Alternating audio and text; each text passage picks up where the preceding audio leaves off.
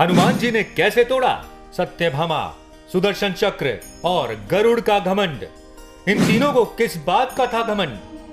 किसके कहने पर तोड़ा हनुमान जी ने इनका घमंड? एक बार सत्यभामा के कहने पर भगवान श्री कृष्ण स्वर्ग से परिजात के वृक्ष को ले आए, जिस कारण सत्यभामा को लगा कि मैं बहुत सुंदर हूँ।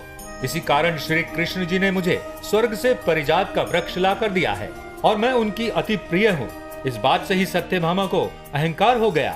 दूसरी ओर सुदर्शन चक्र को भी इस बात का अहंकार हो गया कि मैंने इंद्र के वज्र को ध्वस्त कर दिया और भगवान के पास जब कोई अस्त्र नहीं बचता है तब भगवान मेरा प्रयोग करते हैं। इसी प्रकार गरुड़ देव को भी इस बात का अहंकार हो गया कि भगवान श्री हरि कहीं भी जाते हैं तो मुझे साथ में ले जाते हैं, क्योंकि मेरी अति तीव्र गति और बल का कोई मुकाबला नहीं कर सकता।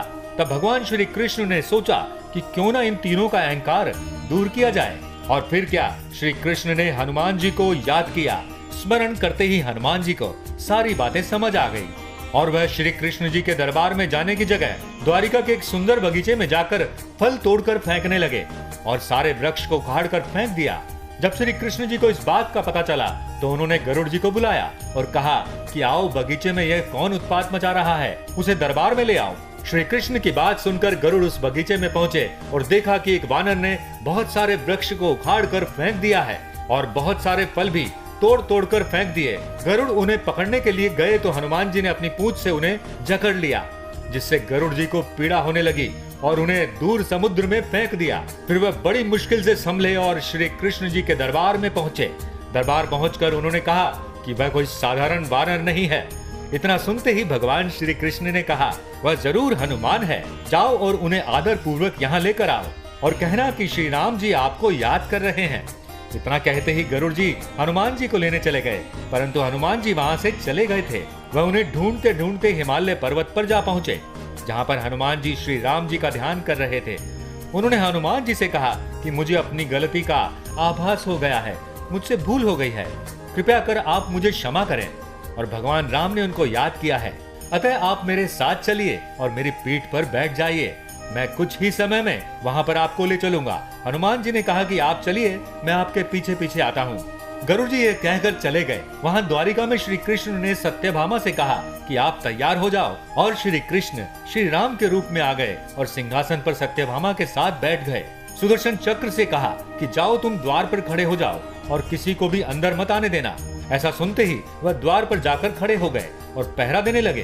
कुछ क्षणों के बाद ही हनुमान जी वहां पर आ गए तो सुदर्शन चक्र ने हनुमान जी को रोका, लेकिन हनुमान जी नहीं रुके। उन्होंने सुदर्शन चक्र को अपने मुंह में रख लिया और अंदर आ गए और फिर श्री राम को प्रणाम किया। राम जी ने कहा, आपको गरुड़ लेने गए थे, आप तो अकेले आए हैं, वो कहाँ है? तब हनुमान जी ने कहा, वह तो मुझसे पहले ही निकल गए थे, अभी तक नहीं आए। और फिर वहां पर गरुड़ जी गहरी सांस लेते हुए और थकी हुई अवस्था में आए और कहा कि आप तो मेरे पीछे पीछे आ रहे थे, आप मुझसे पहले कैसे आ गए?